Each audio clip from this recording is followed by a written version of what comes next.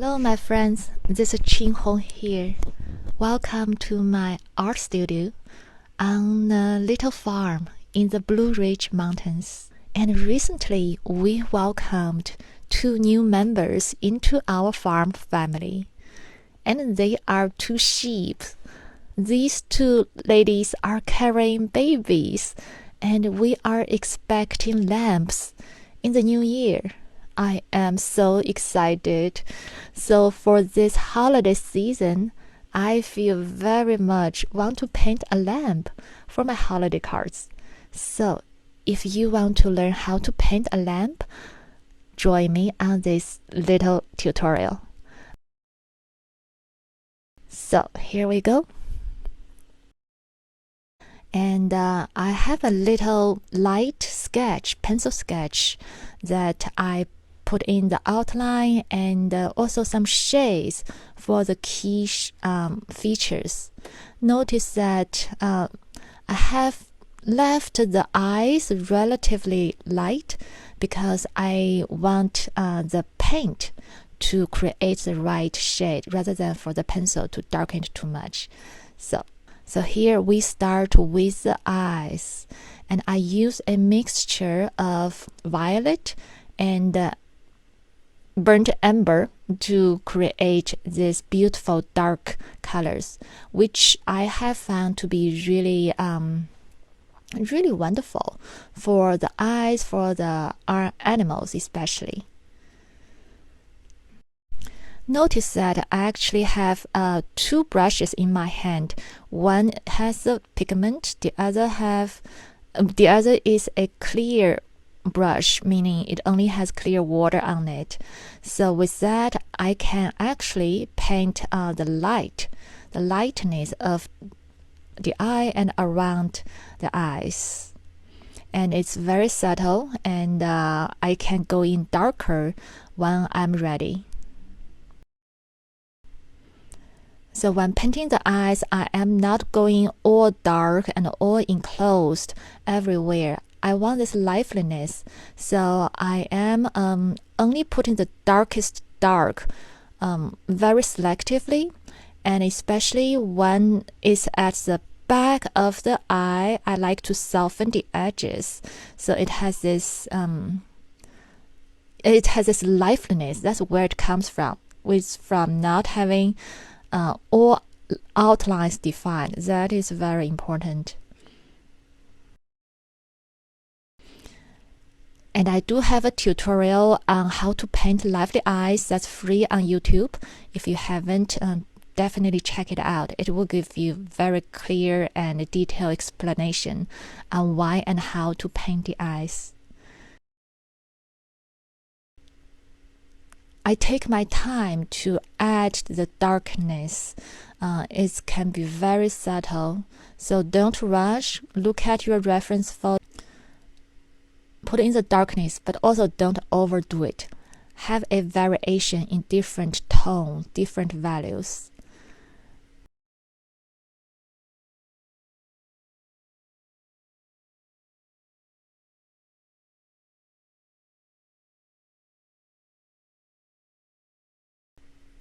Okay, now I am moving on to the next eye. I know I had a tendency want to make it even better, but that was enough, so let's move on. So here the second eye, and I again use dark colors first and then switch to my clear brush, and just with clear water I'm going to lift a portion of the eye to create this very natural watermark and lightness to the eye. And again, with this clear brush, I am gently brushing around the eyes, so the eye is more settled into the face rather than like cut and paste. So this is another very important tip. How to paint natural eyes is to again soften the edges, and use clear water first, and then you can darken it. And because you already have water on the paper, then this new darkness can fuse very naturally, so you don't have these hard lines. You know, especially when we are painting lamp, the softness is what we are looking after. So try to soften it wherever you are, only really having a contrast where you want. For me, I want the contrast around the eye, especially where the eye is facing front. So that's where I want to have the greatest definition, greatest contrast. And everywhere else, I can soften it.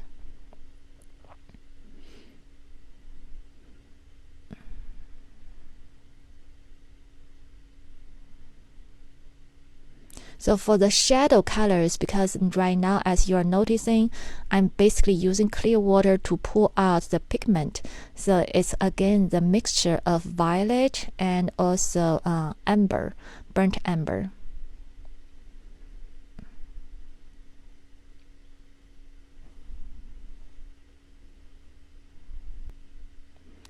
So with the eyes is really the most important feature of this face. So I'm really taking my time to soften, to strengthen.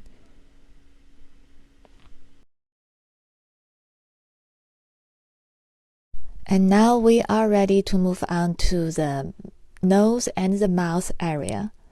I made a mixture with opera pink and yellow ochre. So you can use any rose color and a warm yellowish color to make this mixture. It is very lovely warm pink. It's perfect for the nose and mouth area.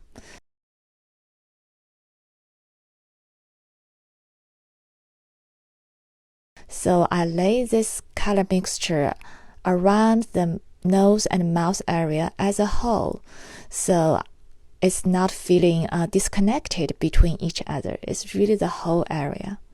And then I can charge in darker colors to define it further.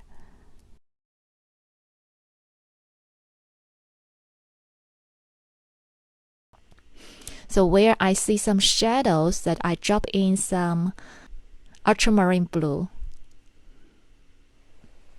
That goes really well with the pinkish color we just had. So now with this big part of the mouth and nose whole area laid out, I can come in to do some darkness. So again, I used a consistent mixture, but more amber, burnt amber, and less violet. So there's this warmth around the nose and the mouth. And you can see, because the paper is still wet with the first layer of the pinkish color, and the amber color is fusing out, which I like. It gives that natural feeling. Again, it's not super definitive, but really natural. And this is actually building a mid to dark tone. And from there, I can go further in with even darker colors. So it's building up. And also know that when we are painting wet in wet, always have less water on your brush when you go in for more color to darken it or define it better. And again, I do have another free YouTube tutorial on the wet technique, which explains the pigment to water ratio as we go in to paint this way. So definitely check it out if you haven't, or if you want to refresh your memory. So here I'm going to the darkest area of the mouth area, and I'm using really just very little water and mostly pure pigment, so it doesn't run everywhere, but stays mostly where I want it to be.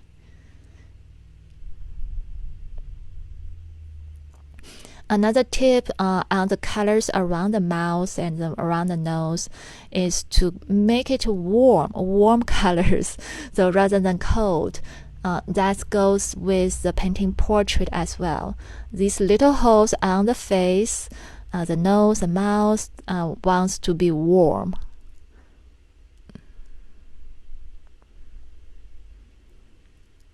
Okay, you see with just a little bit darkness that at a few key points, this lamp is coming out.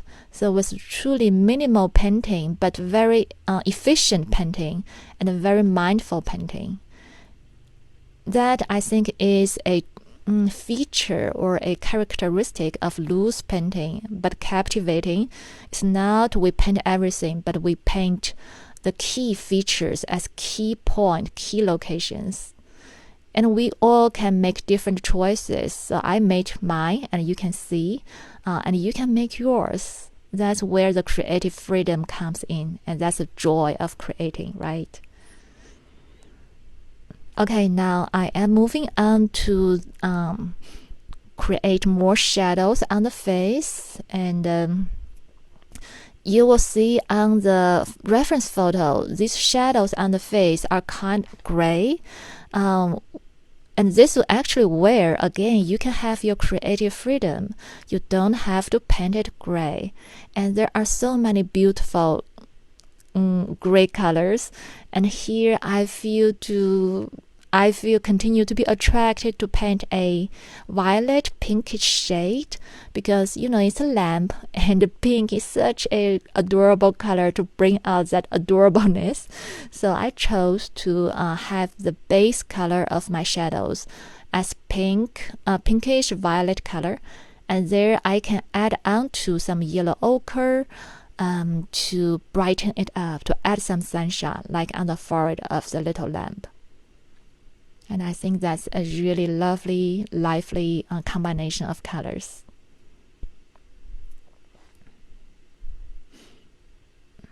So now I'm trying to have a little texture of that hair. So I'm using this wonderful Chinese calligraphy brush, and I flatten the tip. So it's kind of having this random kind of texture, and I just use a tip to lightly brush on some hair here and there. Again, not everywhere, otherwise it will look like a hedgehog rather than a lamp. So that's another tip. When you are painting soft animals, really don't put on too many brush strokes of hair. That will make it look spiky. So just here and there, a few key points, that'd be really good.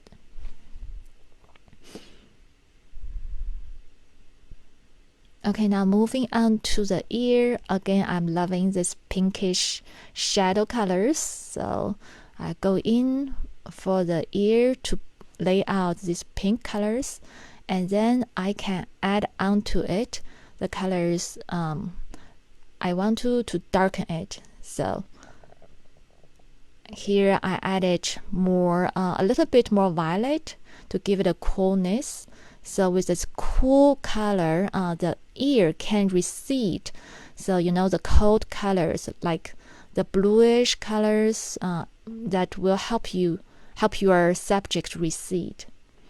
And again, there's some warmth to come into the ear to balance out that coldness. So we talk about the host wants to be warm, right? So here's where that warmth comes from. And I added some burnt amber to my mixture to get that darkness.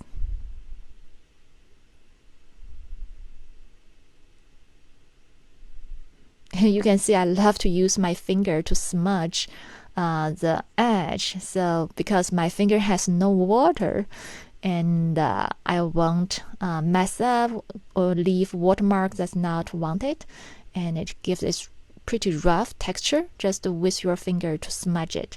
So yeah, give it a try. That's fun.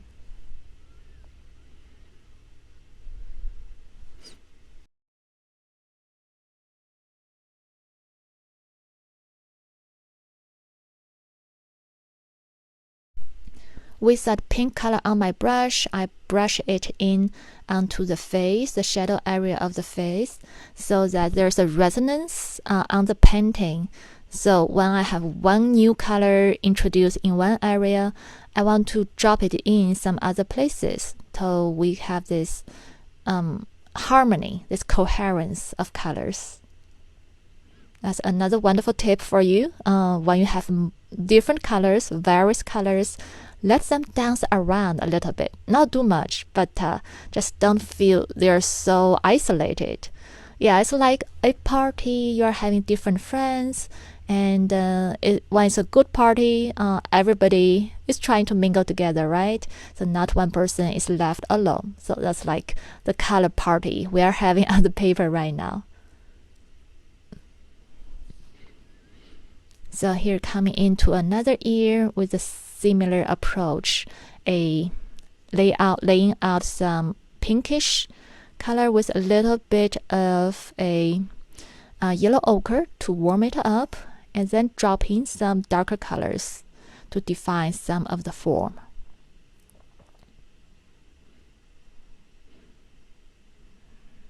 And I really like to play with the edges. So you see, I almost never close a boundary, an outline. It's all seem to be opening up, because in reality, with these animals, especially, they are moving, right? And it's on the photo, only on the photo, that their boundary, their outline seem to be static. But in reality, they are changing, they are moving all the time. And because of that, if you want to have this movement, so it doesn't look so dead, unreal, then leave out some edges. I do have a workshop, an online workshop on Zoom, and there was a recording of it devoted on the edges. So check it out if you haven't. It will get you started on understanding how to paint with all these lively edges and add so much just life to your painting. So check out on my Gumroad website, the webpage, and that workshop recording is available there.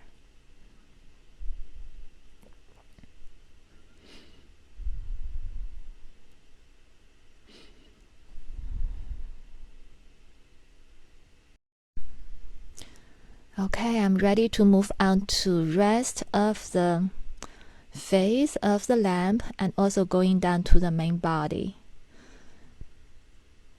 So because I chose my focal point of the painting to be on the face, especially around the eyes, and for the other part of the painting, I'm not putting equal amount definition, but they're more like kind of light touches, more lyrical. So you can feel that it's more lyrical.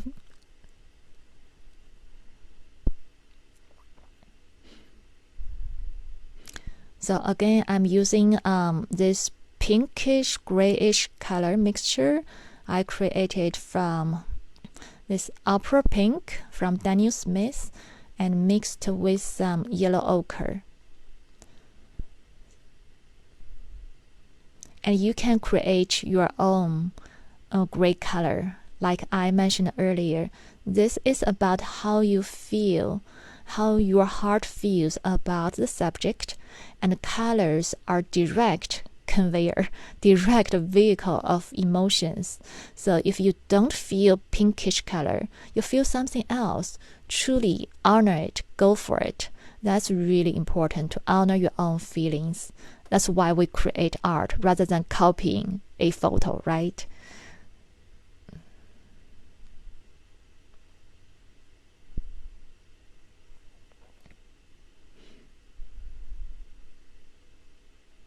So here I'm being very selective on where I want to put on more darkness, because the more darkness you are putting on face, like this lamb is a baby, so you're going to make it look old, even though if you look at the photo, you can see, oh, there's darkness there, but when you put it on a painting, it can have a unexpected effect. So play with it, and I have learned to put less wrinkles on my baby paintings.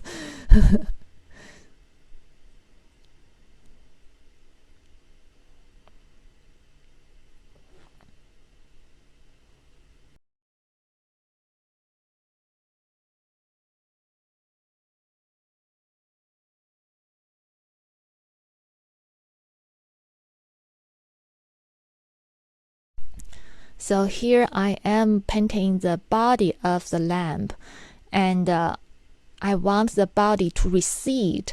So with that, I want even less definition, which means more flow and softness. So I wet that area of the body first. I did leave some white from here and there, so there can be some natural difference of edges and tonal values show through.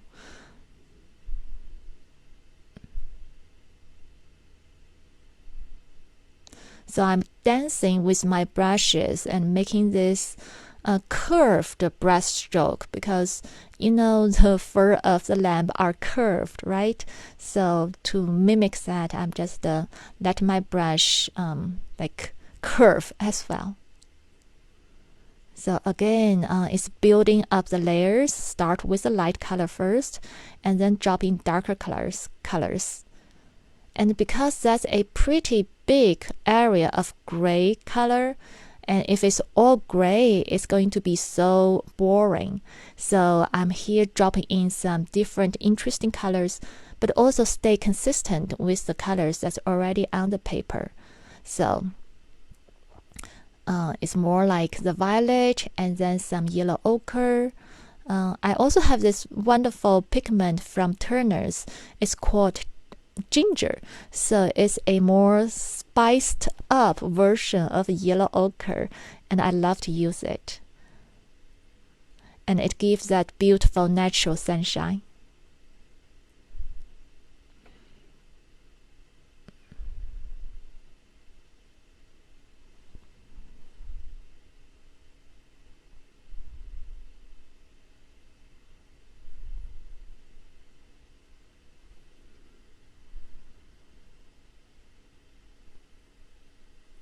This is actually another place, if you want to play with more with the texture, you can throw some salt, just some salt, and it will create some lovely texture as well.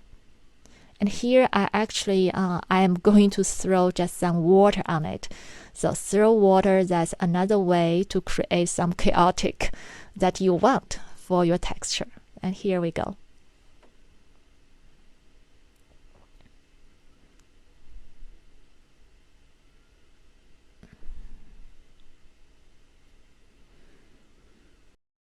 Okay, I feel I am doing well with the body. It's good enough to suggest there's a lovely body underneath there. So I am fine, and I'm moving on to the background. You know, normally to bring out a lighter colored subject, you will want to paint a darker background. But looking at this painting, I just noticed that I don't feel like cover up the whole page with darker colors. And I feel I love the lightness that's happening on the paper. It's really just like the lamp. It's so soft and light, and I don't want to darken it. But then if you don't have a dark background, it's a bit hard to bring out the lighter subject. So after really some serious thinking, yeah, I do have serious thinking while I'm painting, and I decided to try something I've never done before, and I don't even know if this would work out, but I want to give it a try. I want to try to paint how my heart truly feels. So here I decided to just paint background colors on three places around the lamp. One is the side, and another you will see is on the back, and the third place will be on top of the head.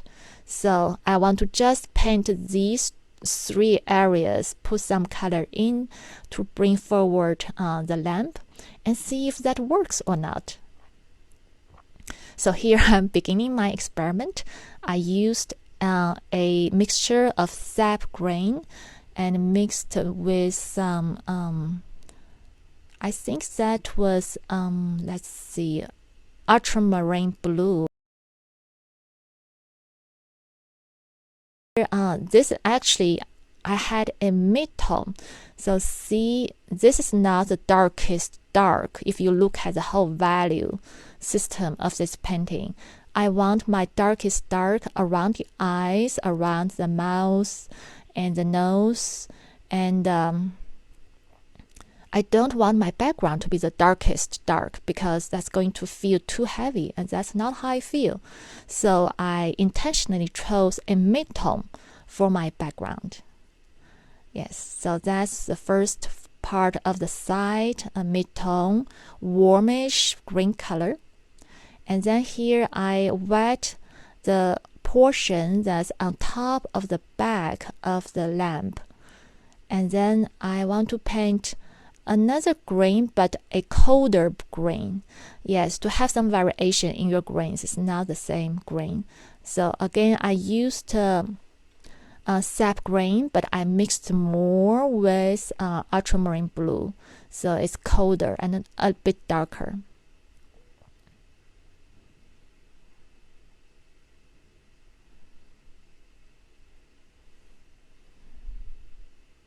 And again, because I had that new color,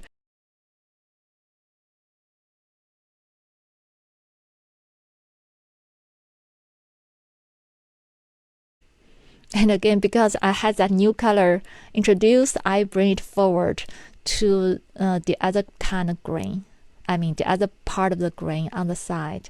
So there's this resonance.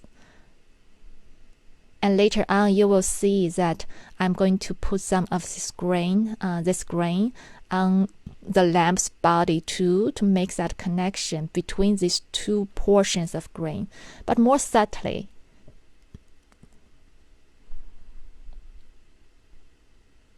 So creating this connection is really important if you want to paint a cohesive painting. So sometimes I see students, they ask me how to be loose, and they felt their painting were not loose enough. Actually, if you really think about it, one way to create the looseness is to create the flow, right? And where does flow come from? It comes from connection. Only when there's no blockage, only when there is connection, that it flows, the water flows where is no blockage. So yeah, that's actually when you paint loose watercolor, create that connection. Then you will create the flow. And here notice that I am also very mindful about what kind of edges I'm creating. And see on the side of the lamp, there's actually more clear edges. There seem to be some fur that's much more defined compared to the back, right? On the back is more softened. The edge was more softened. And here, notice what I just did. I spattered some colors, and that's again creating some movement and connection, because the spatter goes everywhere. So it creates the connection. It's like a little ambassador that creates connection for different parts of the painting.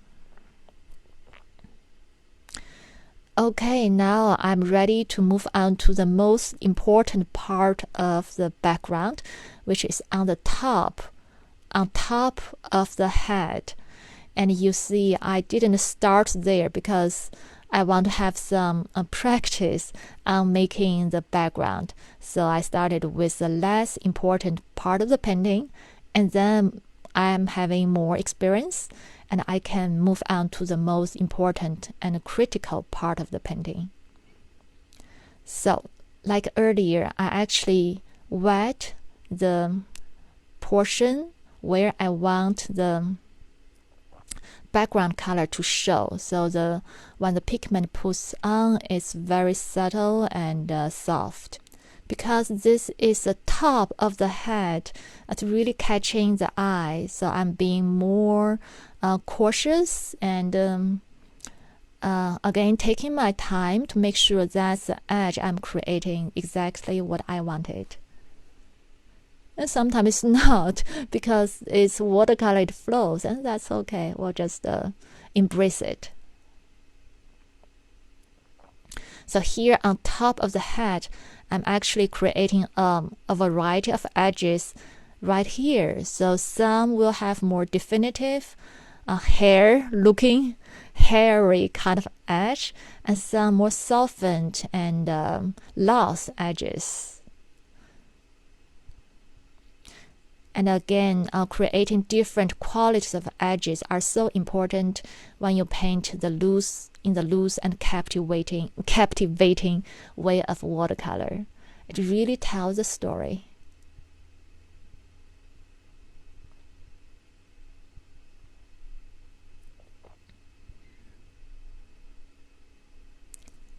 So now I am happy with how the shadow, the background area on the head looks like. So I'm dropping in some darker color. I'm taking my time and slowly building up the right tone of the background color around the head. And I'm being mindful that I don't want to be the darkest dark. I want the eyes, the facial features to be that. So this is actually a mid-tone.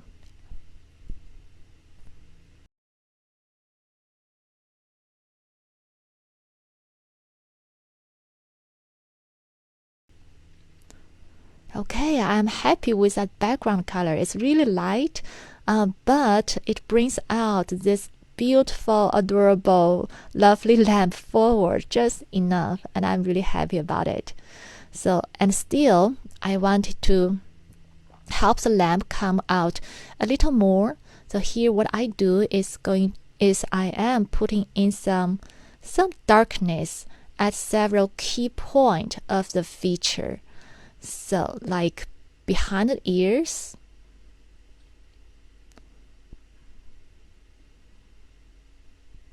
and that's creating an edge that's both found and lost. And again, taking notice that this contrast, new contrast I'm creating, does not take away the contrast around the eyes and the mouth and face. The mouth and the nose. So you will see the technique I'm using is I put on some dark color, and if it's too dark, I'm just using a tissue to tap on it and to lighten it up. So I'm actually being very cautious again when I'm adding this new darkness, because this painting is very subtle, and watercolor is a subtle art. A little bit darkness can change the whole balance you already created. And from my own experience, I had a lot of experience that when I added new darkness, it breaks the balance. So I had to repaint the other features again to bring back that balance. This is all part of the learning. So yeah, especially as you are towards the end of your painting, there's a equilibrium that's already being created. So anything new you add on it is going to have an impact. So really, at this point, don't put your head just close to your painting, but stand up and step back and see what you are doing. Yeah, this is really the time to see the whole picture. See the whole picture of what you're doing, what you're painting, and make sure that these final touches adds to it, rather than breaks the beautiful balance you already created. But if you break it, it's okay. Sometimes you can still bring it back by strengthening where you want it to stand out. Sometimes you you learn something new and then create the next time.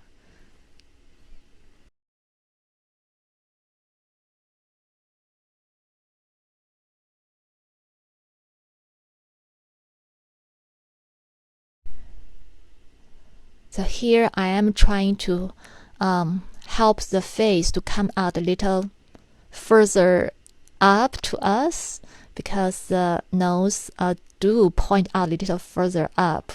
So I put in some warm color, just a little bit orangish color, but not too much, because at this point you can easily break that balance that you already created. And here I truly felt when I'm putting all this new warm and reddish color that I'm actually breaking that softness a little bit.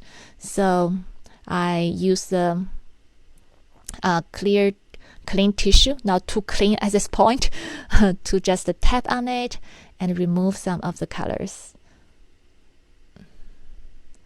And because I want to see the sweetness of the lamp coming out, so I am intentionally at the corner of the mouth to give it an upward brushstroke, so it looks more like a smile.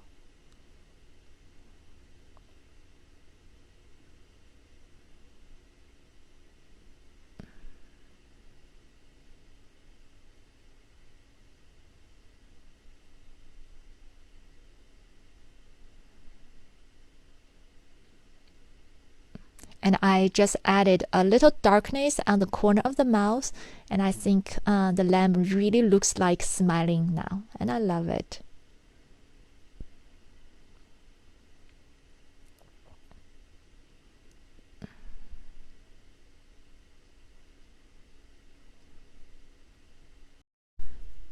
So at this final stage, I'm evaluating the whole painting.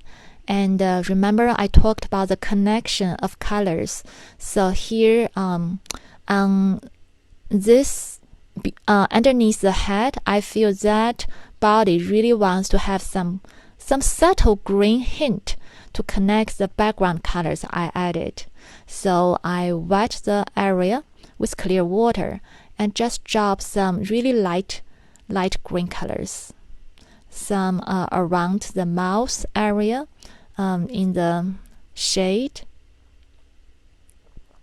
and break some edge. Connect some edge. To connect with the background. Yes, break some edge and connect with the background.